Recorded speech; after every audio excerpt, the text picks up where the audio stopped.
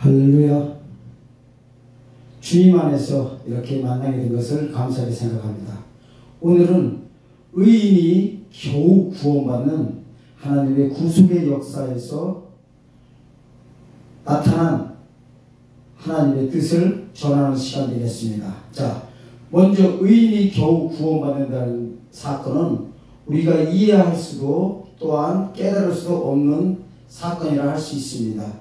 왜 그러냐면은 의인은 주여 주여 하는 자마다 다 아버지 나라에 간다는 말씀처럼 의인이 전부 다 구원받는 시대가 바로 신약시대이기 때문입니다.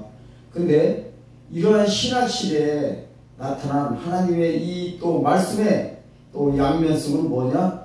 의인이 겨우 구원받는다고 하는 말씀을 따라 살펴보게 되면은 교회를 심판할 때 이러한 일들이 벌어지게 됩니다. 자, 안 믿는 가라지, 즉 세상 사람들을 심판한다고 이해가 가지만은 교회를 심판한다는 이 단어 자체는 우리가 성경 말씀에 나와 있지만은 우리가 잘 깨달을 수도 없고 또한 잘 전파되지 않은 말씀이기 때문에 좀 이상하게 들릴 수도 있고 또 새롭게 들릴 수도 있습니다.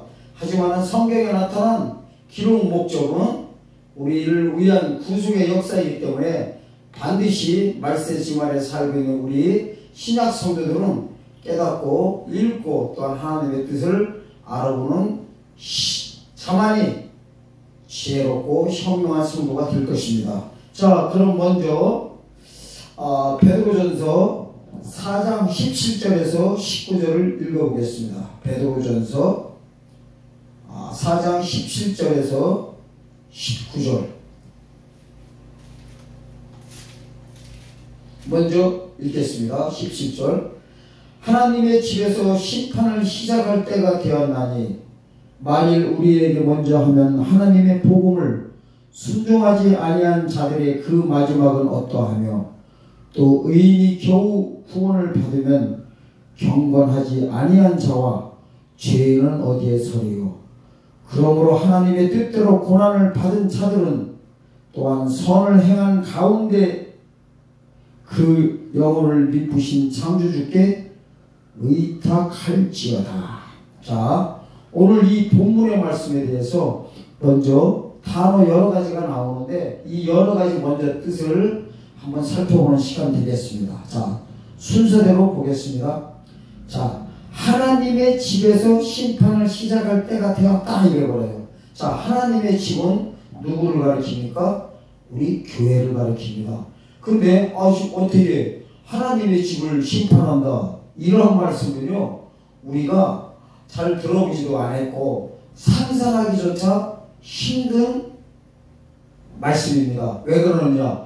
교회에 있으면 당연히 하나님 아버지께서 우리를 구원해 주셨기 때문에 우리를 지켜주시는 하나님이시지 이 하나님께서 하나님의 집에 있는 우리에게 심판을 시작한다는 이 단어의 역사는 우리 일반 성도분들께서는 깨닫기 어려울 뿐만 아니라 또 이거를 왜 이런 말씀하시는지 그 내용을 전파하기도 힘든 사건입니다. 하지만은 분명히 문자적으로 하나님의 집에서 심판을 시작할 때가 되었다고 하는 이 말씀을 볼 때 이 때를 가리키는 이 때가 바로 카이로스를 가리키고 있습니다. 즉 절기를 가리키고 있습니다. 이 절기의 역사는 신약시대는 오순절날부터 나팔절까지 이 시대를 이방인의 때라고 하는데 이 이방인의 때의 기간을 절기상 요한복음 4장 35절에서는 넉 달이다 하였습니다. 이 넉 달이라는 단어는 3월 6일 오순절날부터 7월 1일 나팔절까지의 이 4개월을 가리키는 것으로서 이때는 절대로 심판하지 않으십니다. 자, 심판하지 않는다는 것은 무엇이냐? 2000년 전에 십자가에서 죽으신 예수 그리스도의 보혈의 피가 우리를 죄에서 해방시켜 주신 이 구원의 역사, 즉 영혼을 구원시키는 이 하나님의 구속 사역을 믿을 때 우리는 바로 구원받아 구속받아 영과 육이 분리돼서 결국에는 낙원으로 들어갔다가 부활 때 예수께서 생명의 부활로 나오게 하실 때까지 낙원에서 안식하고 있는 것이 신약시대의 우리 성도들에게 해당되는 구원의 역사입니다. 자, 이때까지는 이 신약시대는 이 구원으로 말미암아 모든 영혼들을 거둬들이게 되는 역사가 될 것이지만은 이 신약시대가 끝나고 나서 그 기간이 언제냐? 즉 이방인의 때 신약시대가 차게됨으로 시작되는 동시다발적으로 시작되는 나팔절의 절기 7월 1일로부터 7월 10일 대속죄일까지 이 열흘간의 기간을 요한계시록 2장 10절에서는 10일이라고 표현하고 계십니다. 자, 일단 요 하나님의 심판하는 때를 어떤 식으로 문자적으로 나타나 있는지 요한계시록 2장 10절로 한번 가서 읽어보겠습니다.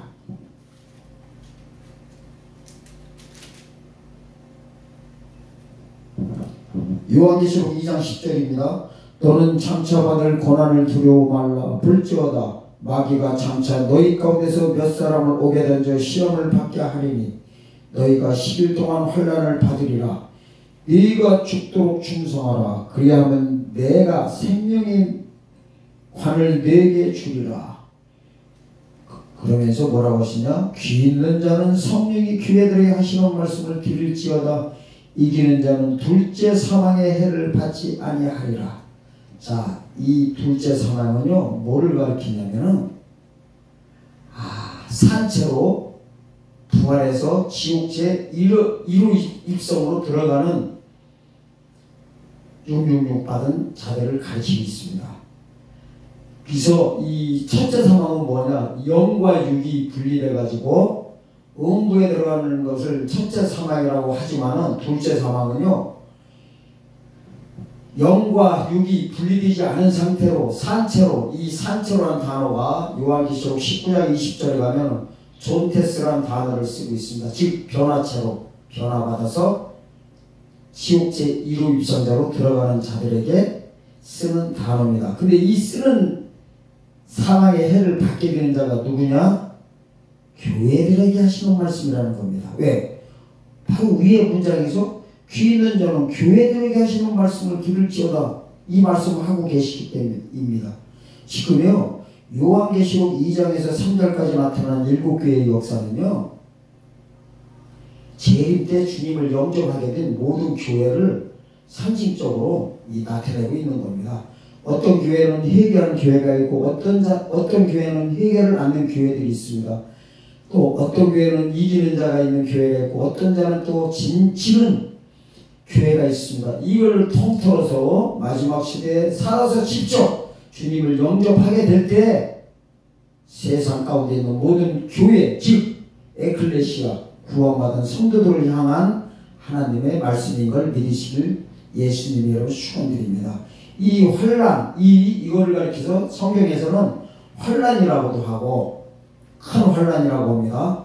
마태복음 24장 20절에서는 큰 환난이라고 하고 또 다른 데서는 추수할 때라고도 하고 추수할 때 또 마태복음 25장 6절에서는 그걸 밤중이라고도 하고 마태복음 7장에서는 바람과 창수가 비가 막 불어가지고 바람 불어 그 집을 부닥치게 하는 이 부닥치게 하는 기간으로도 말씀하시고 있고 또 두 증인들에게 붉은 베옷을 입고 일하는 1260일이라고 못 박은 데가 있고 또 42달이라고 권세를 줘서 마귀의 역사를 펼치게 하는 악한 역사도 같은 기간을 가리키는 42달로도 표현되어 있고 또 좁은 문으로 들어가라고 할 때 그 좁은 문에 들어가는 기간을 말씀하시기도 있고 또한 알곡과 축정일을 가리는 추수할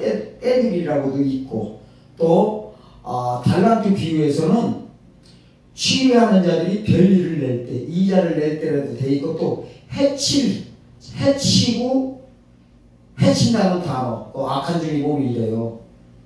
주님한테 악한 종 소리 들을 때 뭐라고 그러냐 피게 됩니다. 해치지 않고 모으는 줄 알았다는 거야. 그 해친다는 단어가요 원어 들어가면 키질입니다. 키질하는 기간이 있다는 거예요. 그러니까 키질 않고 그냥 주님 만날 줄 심판을 안 하고 주님 만날 줄 알았다는 것입니다. 자, 그거는 무엇이냐? 한마디로 말하면요, 영혼 구원받은 그 믿음 그대로 주님을 영접하게 되는 것을 그렇게 비유적으로 말씀하고 있습니다. 그러니까 이 기간을 가르쳐서 열흘이라고 하는데, 열흘, 그것을 오늘 베드로전서 4장 17절에서는 하나님의 집에서 심판할 때가 시작되었다 이러고 있습니다. 카이로스 때가 시작됐다, 절기가 시작됐다 이럽니다. 그래서 이때는요, 의인이 겨우 구원받는 기간입니다. 의인이, 근데 여기서 말하는 의인이 누구냐면요, 주님을 영접한 알곡을 가리키는 것이 아니라, 여기서 의인이라고 하는 것은 예수 그리스도께서 십자가에서 흘리신 피를 믿고 구원받은 상태에서 살아서 직접 예수님을 영접하게 될 성도들을 가리켜서 의인이라고 하고 있는 겁니다. 여기서 말하는 의인입니다. 근데 마태복음 25장에서 말하는 의인들아 하는 이 의인을 가리켜서 원어에서는 뭐라고 하냐, 디카이오 시라는 단어 씁니다. 거기에 그 의인은요, 구원이 완성된 자를 가리키고, 여기서 말하는 의인은 환난 시대 때, 그러니까 하나님 심판하는 기간 동안에 죄사함 받고 영혼 구원 받고 들어온 자들을 가리킬 때 여기서는 의인이라고 하고 있는 것입니다. 자, 그게 앞뒤 문맥을 잘 살펴보셔야 돼요. 그래야 똑같은 단어라도, 똑같은 것이라도 정확한 그 뜻을 알 수가 있는 것이지, 그냥 의인 그러면 그냥 구원받았네 하고서 전부 다 의인이라고 한꺼번에 그냥 툭 쳐버리면은요, 성경을 해석하는데 많은 어려움을 당할 뿐만 아니라 제대로 해석할 기가 없습니다. 자, 18절에 보면 이럽니다. 베드로전서 4장 18절에 보면 의인이 겨우 구원받으면 이래요. 또 경건치 아니한 자와 죄인은 어디에 서리요 이런다고. 근데 이 죄인이라는 단어는요, 그러니까 세 가지 죄에 대해서 좀 우리가 깨닫고 있어야 됩니다. 자, 세 가지 죄가 뭐냐면은 원죄, 스트롱 코드 266번, 하마르티아, 그 다음에 자범죄, 우리가 일반적으로 예수 믿고 짓는 죄, 나의 연약함과 나의 부족함으로 지는 죄, 이 죄는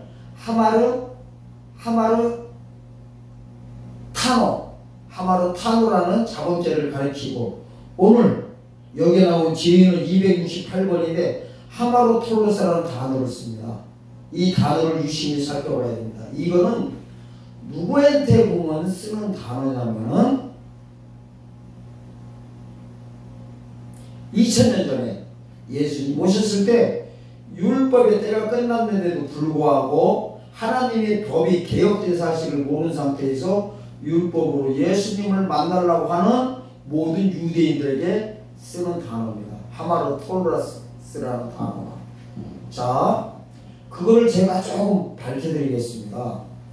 저 마태복음 10장 쪽에 가면요, 삭개오 사건이 나오죠. 이제 그럽니다.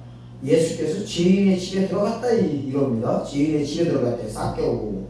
근데 삭개오가 그때까지는 죄인이었습니다. 왜냐하면 나무 위에서 예수님을 이렇게 거기서 영접하고서 예수님 모시고 들어가는데, 거기서 예수님을 영접했다는 것은 예수님을 믿었다는 거거든요. 율법에서 복음으로 넘어왔을 때 의인이 됐었는데, 이 유대 종교 지도자들이 삭개오를 볼 때는, 죄인들을 할 때는 사실은 자기들한테 향한 말씀인지 모르고 남을 지적질하고 있는 겁니다.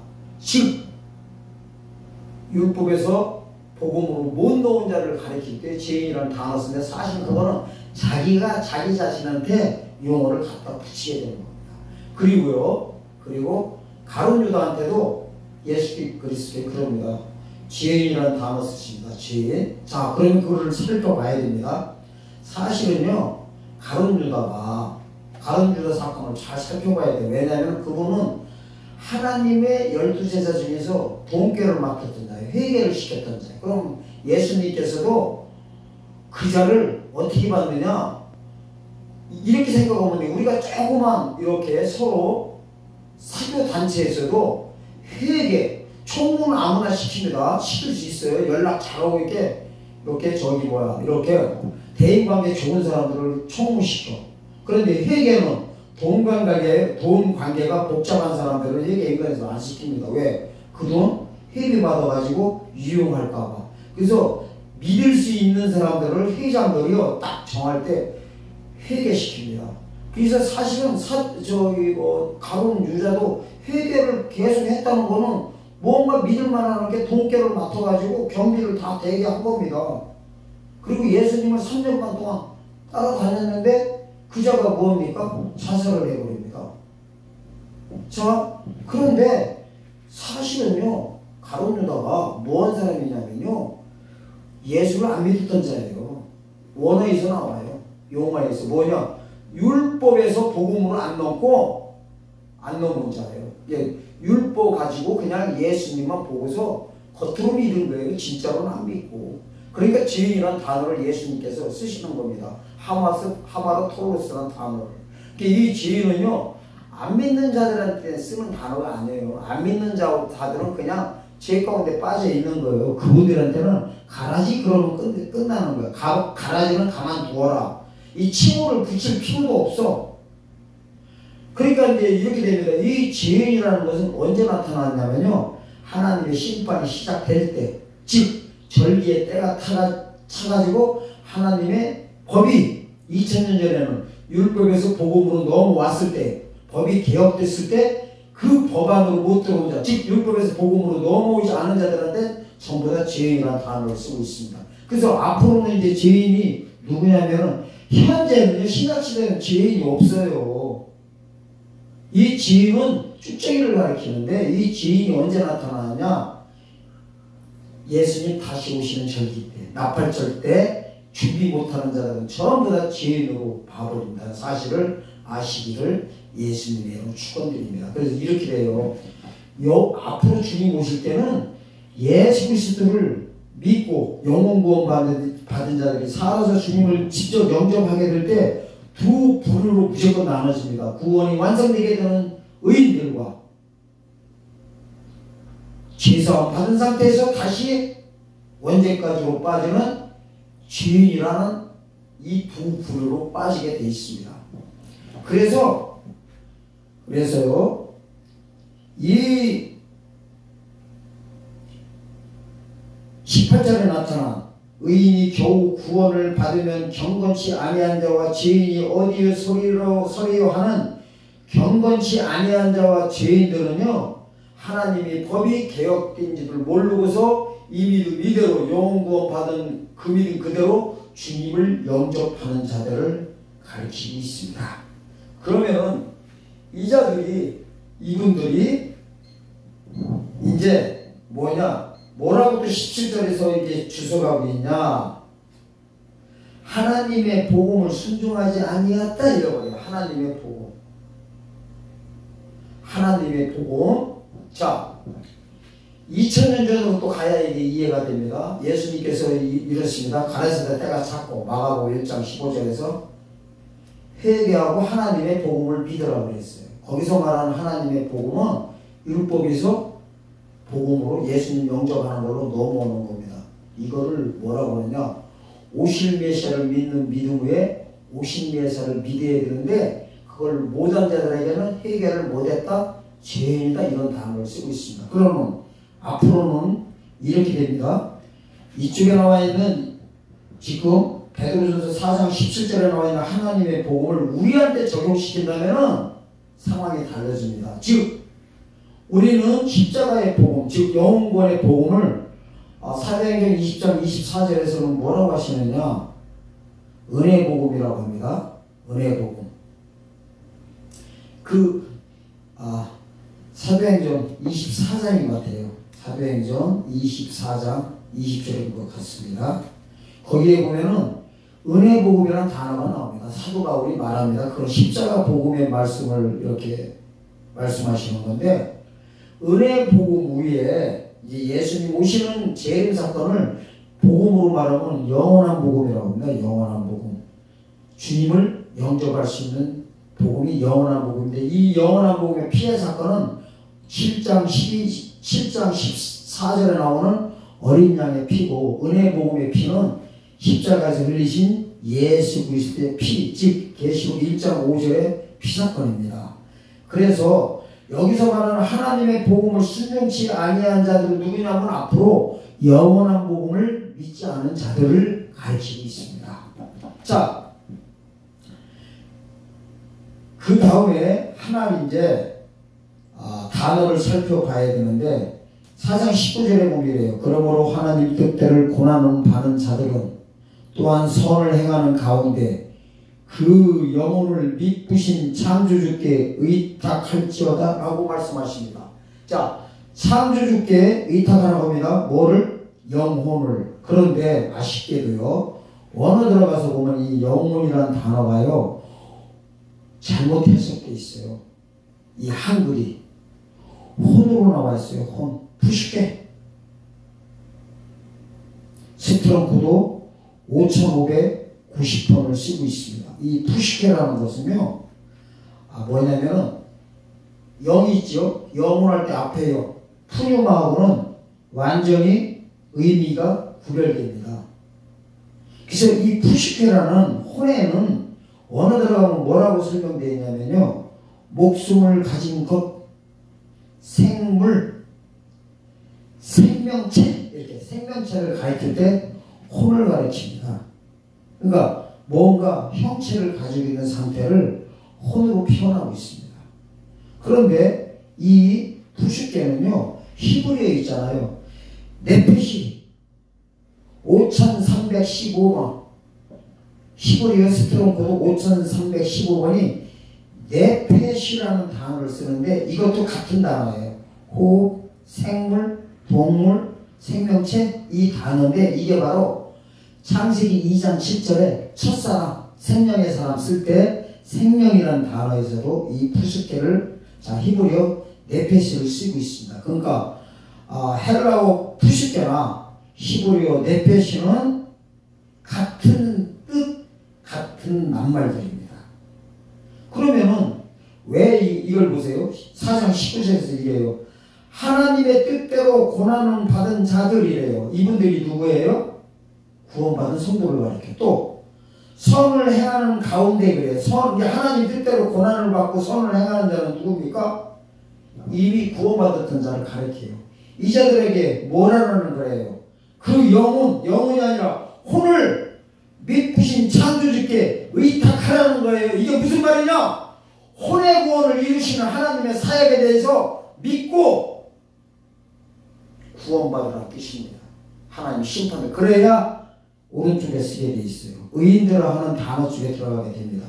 이것을 가르치고 있는 것이, 정확히 가르치고 있는 것이 또 베드로전서 1장입니다. 베드로전서 한번 1장 가서 보겠습니다. 1장 3절에서 9절까지인데 너무 기니까 시간 관계상 제가 이렇게 요점만 말씀드리겠습니다. 자, 베드로전서 1장 3절에서 9절은요 이래요. 말세 때에 나타내기로 예배하신 구원을 얻기 위하여 믿음으로 말미암아, 이제 이 단어가 또 나와요. 그러면은 이래요. 아니 예수 믿고 구원받았으면 다 끝나지 무슨 또 뭐 다른 믿음을 요구하시냐? 아니 하나님이 요구하신다니까요. 다른 믿음을. 이 믿음을 화합하지 못하면요, 히브리서 4장 2절처럼 믿음을 화합하지 못해서 저들이 못 들어갔다 이래버려요. 어디에? 홍해는 건넜지만 요단에 못 들어갔다. 이거를 2000년 전에 비유하면 이거예요. 율법의 믿음 후에 복음의 믿음, 즉 오실 메시아를 믿는 믿음 후에 오실 메시아를 믿어야 되는데 그거를 못 믿은 자들에게 뭐라고 하십니까? 독사 새끼들아, 지옥 자식들아. 구약 교회를 심판하신 거예요. 구약 교회를 신약시대 교회를 심판해버리신다니까. 근데 이 심판은 반드시 조건이 있습니다. 살아서 주님을 직접 영접하는 성도들에게만 해당됩니다. 자, 베드로전서 그거를 먼저 아시고 이제 보셔야 됩니다. 이래요. 베드로전서 3장 보면 이래요. 단어가 이래요. 예수 그리스도를 죽은 자 가운데 부활하게 하심으로 말미암아 우리를 거듭나게 하사 산 소망이 있게 하시며 이래요. 그 다음에 썩지 않고 더럽지 않고 쉬가지 않은 유업을 있게 하시나니. 자, 거듭나서 소망이 있어가지고요. 소망 가운데 있대요. 그래서 뭐요? 썩지 않고 더러지 않는 영원 세계로 인도하시는 것을 유업을 있게 하신 의인들에게 뭐라고 하느냐? 말세에 나타나는 일을 예배하는 구원이 있대요. 그것도 믿음으로. 그게 바로 5절입니다. 너희는 말세에 나타나고 예배하신 구원을 얻기 위하여. 이 말세라는 단어가 카이로스를 쓰고 있는다고 다른 동영상에 많이 제가 말씀드려놨습니다. 이게 말세라는 단어가 카이로스입니다. 절기입니다. 하나님이 절기 때 딱 찼을 때 이제 나타내고 예배하신 구원, 이 예배하신 구원 받은 자들이 바로 마태복음 25장 30절에 있는 의인들아, 오른편에 있는 의인들아, 창세로부터 예비된 하나님의 나라를 상속받으라 하는 하나님의 예배하신 나라입니다. 이 예배하신 구원과 예배하신 나라가 같은 장절로 보시면 됩니다. 그러니까 이 구원, 예배하신 구원을 얻은 자들이 예배하신 나라에 들어가게 됩니다. 그게 바로 7번째 나팔을 불게 되는 요한계시록 11장 15절에서 세상 나라가 그리스도 나라 된 천년왕국을 가리키고 있습니다. 자, 그 다음에 이제 보세요. 7절에서는 이러한 자들에게는 이렇게 하신다는 거예요. 너희의 믿음의 확실함은 이래요. 이 믿음은 십자가 사건이 아닙니다. 재림 사건입니다. 그러니까 다시 오실 메시아에 대한 믿음입니다. 불로 연단하여도 없어질 금보다 더 귀하여 예수 그리스도께서 나타나실 때 칭찬과 영광과 존귀를 얻게 할 것이니라 그럽니다. 그리고 이제 오늘 있잖아요. 이제 이것도 여기가 핵심입니다. 9절입니다. 믿음의 결국 곧 영혼 구원을 받으니라 이래버려요. 하면 말이 안 되지. 왜? 아까 분명히 영혼 구원 받은 자들에게 어떻게 한다고 했어요? 앞으로 절기 때가 찼을 때 나타나고 예배하신 구원을 얻게 하시는데, 그러면서 쭉 말씀하시다가 뭐라 해요? 믿음의 결국 곧 영혼을 받음이라 이래버려요. 영혼의 받음이라. 자, 믿음의 결국이란 여기서 보면요, 현재 진행형 내지는 과거형을 쓰고 있어. 믿음의 결국, 앞으로야. 예배하신 구원 가리켜 믿음의 결국 영혼 구원을 받으리라 하는 이게 문맥상 보면요, 과거형이 하냐. 영혼 구원을 앞으로 믿음의 결국에는 이게 쭉 나가다 보면은 어떻게 한다는 거예요? 영혼 구원을 받는다는 거야. 만약에 여기에 영혼이라는 단어가 4151번 푸뉴마와 푸시케를 친다면은 제가 드릴 말씀이 없어요. 그럼 제가 여지껏 십자가의 복음을 믿고 구원받는 자들한테 쓰는 칭호, 영혼 구원 받았다 하는 거를 여기도 똑같은 단어를 쓰고 있다면 제가 지금요 이단 짓거리를 하고 있는 겁니다. 그 정도 예민한 사건입니다. 왜? 영혼 구원 이외에 딴 거 좀 하면 잘못된 겁니까? 근데 여기에 분명히 영혼권이라고 나와 있어요. 그런데 원에 들어가면 알색하게도 4151번은 다른 하 있어요. 푸뉴마는 푸시게만 써 있어. 5590번. 아까도 말씀드린 거 베드로전서 4장 17절 이하로 보면은 하나님의 집에서 심판할 때 의인이 겨우 구원받는다 해놓고서 어떻게 해요? 구원받은 자들에게 하나님께서 말씀하신다는 거예요. 뭐 혼의 영혼을 어떻게 하나님한테 의탁하는 걸 이렇게 뭔가 하라고. 근데 그 영혼이 혼을 가리키고 있다니까. 여기도 영혼을 혼을 가리키고 있고. 그러니까 혼의 구원에 대해서 아셔야 돼요. 이 혼의 구원에 대해서는요, 이해하시려면은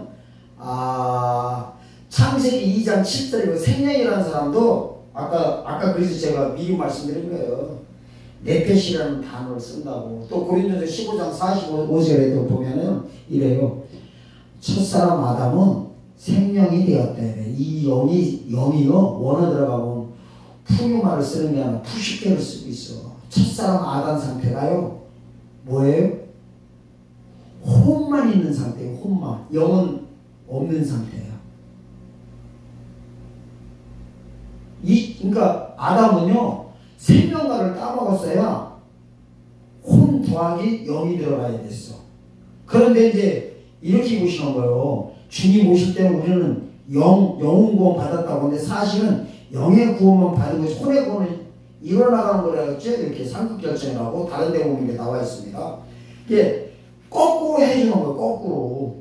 영의 구원 받은 상태에서 혼의 구원, 이 생명, 호흡하는 생명, 그러니까 목숨을 가진 이거를 어떻게 해요? 썩어짐의 종으로 퇴방시켜주는 몸의 구속을 여기서는 뭐라고 하느냐? 혼의 구원이다 이렇게 말씀하신 거예요. 믿음의 결국 혼의 구원 받을 게 뭐예요? 이 베드로전서 1장 5절에 나와 있는 말세에 나타나고 예비하신 구원, 이것도 믿음으로 말미암아. 그러니까 믿음이 몇 개가 있다? 2개가 있다는 거예요. 자, 믿음의 2개에 대해서 제가 설명해 드릴게요. 8가지 절기 보면요 피가 2군데 보입니다. 1월 14일날 6월절의 피와 7장 10절의 피입니다. 이거는요 1월달은 봄절기에 해당해요. 이쪽은 10월달은 가을절기를 가르치고 있어요. 그러니까 가을 이렇게 되는 거예요. 봄추수는 유대인 추수, 구약 교회를 추수하는 거라면 이쪽은 7월달은 신약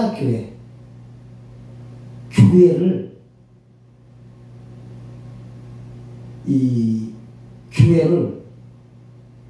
추수하신 걸로 보셔야 돼요. 이제 추수를 갖다 거기서는 심판이라고 하신 거야. 근데 보세요. 제가 누누이 말씀드리는 거지만은 영혼 구원의 믿음 하나만 가지고 할 것 같으면요, 그냥 저거만 퉁쳐가지고 천국까지 할 것 같으면은 7월 10일에 대속죄를 피가 안 보여야 돼요. 지금 보세요. 이단들이 전부 다 나오는 거 뭐 갖고 나오는지 아세요? 이단들은 100%가요. 십자가 복음 갖고 나오는 이단들 단 한 명도 없어요. 그리고 다 뭐 가지고 나오냐? 제일 복음을 가지고 나와. 그걸로 사람들을 미혹시키고 있다고. 그러면은 이렇게 보셔야 됩니다. 하나님의 집에서 심판하는 것은 앞으로 이거를 열처녀 비유에서 보면요, 열처녀가 다 성도들을 가르치고 있는 겁니다. 거기에서도 반반씩 나눠집니다. 그리고 마태복음 7장도요, 모래 위에 지은 집이나 반석 위에 지은 집이나 다 똑같은 성도를 가리키고, 집이라는 단어가 오이키아라는 단어를 써 우리의 장막집을 가리키고 있단 말이에요. 그리고 마태복음 13장 한번 또 보여드릴게요. 거기도 보면은 이 비유적으로 이렇게 나오는데 그 물에 고기가 가득하대. 그래서 나와가지고요, 좋은 것은 그릇에 담고 못된 고기는 갖다 버린대. 아니, 고기가 못된 게 어디 있어요? 상처난 고기는 있어도. 그런데 이 그물을 보셔야 돼요. 이 그물에 잡힌 게 뭐냐면요, 그물은 뭐 상징하냐? 예수 피를 상징하는 거. 예수 피. 구원받은 성도들을 가리킨다. 그걸 끌고 와가지고 갈려버려. 그러면서 뭐라고 말씀하시냐? 의인 중에서 악인을 갈라내버린대. 그러면요, 우리는 이제 착각하고 있어. 어떤 착각인지 아세요? 자, 의인과 악인이 같이 섞여 있는데 그 중에서 악인만 따로 빼내는 자는 천만에만만해요. 그래서 원어 보셔야 돼요. 이래요. 의인 중에서 제가요, 그거를 보게 된 동기가 있어요. 이해가 안 가는 거야. 도대체 의인하고 악인하고 같이 있는데 그 중에서 악인만 뽑아내는 거 같은데 이상한 거예요. 의인 중에서. 그래서 중에서라는 단어를 원어를 찾아 들어가 봤어. 그랬더니요, 메타라는 헬라어를 써요. 메타라는 단어가 뭐뭐와 함께라는 단어예요. 뭐뭐와 함께. 그래서 그거 알았어요. 뭐뭐와 함께. 그렇구나. 의인과 악인을 갈라져서 있을 때 악인만 빼는 것이 아니라 의인들이 있는데 함께 있는데 그 중에서 딱 잡힌 순간에 악인으로 빠져버린다는 사실을 알게 됐던 거예요. 가서 한번 보겠습니다. 마태복음 13장 47절입니다. 또 천국은 마치 바다에 치고 각종 물고기를 모는 그물과 같으니 그 물이 가득함에 물가로 끌어내고 앉아서 좋은 것은 그릇에 담고 목된 것은 내어 버리느라 세상 끝에도 이러하리라. 천사들이 와서 의인 중에서 악인을 갈라내어 불못불에 던져놓으니 거기서 울며 이를 갈미 있으리라. 여기 보면 이래요. 천국 비유를 해요. 근데 이 천국은 죽어서 가는 천국이 아닙니다. 천국은 여러 가지 표현하고 있다고 다른 동영상에 많이 이렇게 말씀드렸습니다. 시간 관계상 다른 동영상을 보시고 깨닫기를 예수님의 축원드립니다. 자, 그 물이 가득하대요. 물고기가 잡혀왔어요. 이거는 영혼 구원받은 상태를 말해요. 그러니까 이렇게 하는 거예요. 신약 시대는요, 그 물에 잡힌 상태로 천국 가버리는 거야. 간단히 말하면. 근데 앞으로 재림 때는 이 잡은 고기 중에서 알고가 축전을 가른다는 거야. 그러니까 좋은 고기요, 못된 고기요.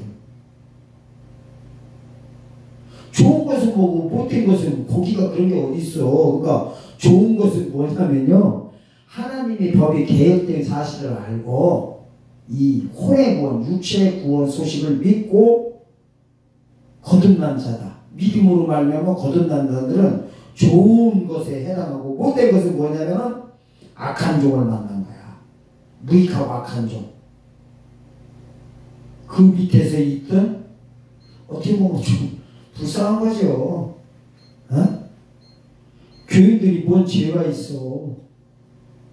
교인들이 뭐가 죄가 있어요. 2000년 된 율법 종교 지도자들이 잘못됐지. 그 따르는 그 성도들이 뭐가 잘못됐어. 근데 하나님은요, 성경을 우리가 연구해 보면요, 살펴보지 않아요. 때가 찼을 때는 살펴보지 않아요. 하나님이요, 냉정한 게 아니라 이거를 이해하시려면 추수 때를 이렇게 이해하셔야 돼요. 자, 이래요. 농사 짓는 기간에는 병들었던 뭐였든 다 그냥 케어해. 이렇게 자라게. 그런데 추수할 때, 자, 알곡과 쭉정이가 있어. 가라지는 가만히 두래. 알곡과 쭉정이 있을 때 갈랐어요. 제 말씀을 잘 들어야 하나님의 그 뜻을, 깊으신 뜻을 우리가 알 수 있어요. 왜 그러는지, 마지막 시대 때 왜 의인이 겨우 구원받는지 그 뜻을 알 수 있어요. 세례요한도 뭐라고 합니까? 마태복음 3장에서도 저기 알곡과 쭉정이를 갈라버리는데, 알고는 곡간애들이고 쭉정이는 불살을 없애버린대요. 그럼 생각해보세요. 농사꾼이 농사 다 졌어. 그런데 쭉정이, 그 알곡도 알맹이가 없는 쭉정이 가지고 일어나요? 아이고, 내가 너를 1년 동안 가꾸고 뭐 했는데 어떻게 아쉽냐. 네가 그동안 내가 너 때문에 피땀을 흘리고 내가 너 때문에 약도 치고 잠도 못 자고 물고를 보고 다니고 너를 가꾸었는데, 아유, 알고도 못하지만 이게 쭉정이지만 어떻게 하냐. 그래, 내가 너 이제 보관할게 하고서 개를 갖다 따로 모아가지고 곳간에 드리겠어요? 아니면 필요 없다고 내가 버리겠어요? 그 상황이 바로 알고가 쭉정이 갈라버리는 사건입니다. 그래서 의인 중에서 악인을 갈라내어 풀무불에 던져 집어넣는데, 이게 의인 중에서, 의인과 함께라는 단어예요. 근데 의인에서 딱 잡힌 순간에 악인으로 타락된 사람들을, 성도들을 가리키는 겁니다. 그래서 하나님이 앞으로요, 교회를 심판하시게 되는데, 그 사건을 한 절 더 보고 말씀 마치겠습니다. 자, 요한계시록 11장 한번 가보겠습니다. 11장 1절에서 2절입니다. 앞으로, 추수 때 앞으로 살아서 주님을 직접 영접하게 되는 성도들에게 행하시는 건데, 여기 보면 이래요. 요한계시록 11장 1절 보겠습니다. 또 내게 지팡이 같은 갈대를 주며 말하기를, 일어나서 하나님의 성전과 제단과 그 안에서 경배하는 자들을 측량하되, 성전과 바깥마당은 측량하지 말고 그냥 두라. 이것은 이방인에게 주었은즉 그들이 거룩한 성을 42달 동안 짓밟으리라. 성전방 마당은 믿지 않는 가라지를 가르칩니다. 뭐를 보고 아냐면, 측량하지 말고 그냥 두라. 그냥 두라는 거예요. 마태복음 13장에서 가라지는 추수 때까지 가만 두어라. 괜히 그거 뽑다가 벼이삭 뽑을까봐 가만히 둬라 이래버립니다. 그러니까 신약시대는요 안 된다는 거예요. 뭐를 심판을 진행을 안 하셔. 이 심판을 누구를 상대로 하냐면 여기 나왔잖아요. 1절에 하나님의 성전과 제단과 그 안에서 경배하는 자들, 이들이 구원받은 자예요, 구원 안 받은 자들이에요. 그리고 천국에 지금 죽어서 들어간 자 아니면 안 들어가 살아있는 성도들을 가리켜요. 문자적으로 나와 있잖아요. 하나님의 성전과 제단과 그 안에서 경배하는 데를 측량하래. 바로요 측량하는 게 뭐냐면은 알과 쭉정이 갈라버리는 겁니다. 이 측량하는 잣대가 있어요. 잣대. 이 잣대를 주면 이 잣대를 가리켜서 헬라에서는 칼라모스라고 해요. 칼라모스. 그래서 제가 한 10여 년 전에 성경 공부를 시키는 그 학교가 칼라모스 성경연구원이라고 있어요. 칼라모스. 이 잣대예요. 잣대. 이것이 이 잣대를 주면 누구를 상대로 하는 거예요? 하나님의 성전과 제단과 그 안에서 경배하는 자들 청량하래요. 즉 영원구원 받은 성도들을 청량하라는 거예요. 뭐로? 육체구원 받을 그 믿음이 있나 없나. 그러니까 이런 거요. 청량당하는 건 간단합니다. 이 믿음 이대로 주님 만나는 자들을 청량하라는 겁니다. 그렇기 때문에 마지막으로 말씀드리겠습니다. 먼저 또 제가 염려스러워서 말씀드립니다. 이 말씀은 절대로 남을 공격하거나 남을 갖다가 비방하려 하는 게 절대 아닙니다. 왜 그러냐면요. 그럴 만한 힘도 없고 그럴 만한 위치도 없을 뿐만 아니라 그래서도 안 되고 왜 그러냐면 그건 제가 할 일이 아니에요. 그건 주님께서 하실 일이지 제가 할 일은 아니에요. 단지 안타까운 마음에 좀 성경을 보게 되면서 하나님의 법이 개혁되는 이 사실을 깨달았을 때 그 사건을 그 심정을 알기 때문에 이 말씀을 드리는 겁니다. 자 무슨 말씀 드리고 싶으냐면 이거예요. 무천년주의설 분들이나 전천년주의설도 똑같습니다. 무슨 말씀을 하시는 분들에게 제가 이 말씀 드리고 싶냐면은 의인 부활이 한 번 있다고 전부 다 세상 모든 교회 신학자들과 목사님들이 전부 다 그렇게 믿고 있습니다. 전천년설주의나 무천년설주의나 의인 부활이 한 번 있다. 예수님 오실 때 의인들을 다 부활시킬 거다. 이렇게 믿고 있는 분들에게 제가 한 말씀 드리겠습니다. 만약에요 영혼 구원 받은 그 미래로 다 의인 부활에 한 번에 참여할 것 같으면요 2000년 전에 율법 가지고 예수를 영접하려고 했던 그분들도 전부 다 구원을 받았어야 됩니다.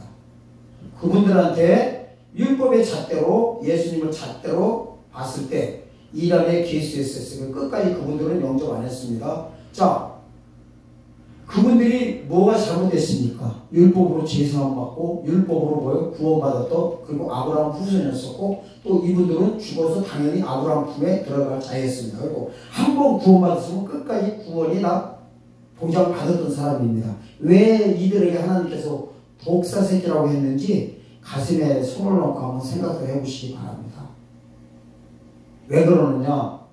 영구원의 믿음 가지고는 절대로 주님을 영접할 수 없기 때문에 이 마지막 시대 목회자님들이 얼마나 지금 이게 만약에 그 믿음 그대로 갖고 있다면요 본인뿐만 아니라 다 성도들을 전부 다 소경이 인도한 것처럼 돼가지고 결국에 주님 오실 때 다 영접하지 못하는 사건이 있기 때문에 염려스러워서 제가 먼저 말씀드리는 겁니다. 제가 비록 이런 말씀 드릴 위치는 안 되지만은 주님께서 해야 되실 말씀이고 하지만은 누군가는 그래도 이 말씀을 선포해야 되지 않을까 싶어가지고 제가 높아심에서 아니면 안타까운 마음에서 하는 것이니 오해하지 마시고 여러분 모두께서도 하나님의 법이 2000년 전에 율법에서 복음으로 개혁됐듯이 앞으로도 이 신약시대의 영원한 구원이 말세 지말의 카이로스 때에 육체권으로 개혁되게 돼 있습니다. 이 사실을 아시고 교회에서 심판을 시작할 때 의인이 겨우 구원받는데 동참할 것이 아니라 의인이 바로 의인 돼서 구원이 완성되는 아름다운 사역자 성도분 모두가 되는 길로 가시기를 예수님의 이름으로 축원드립니다. 감사드립니다.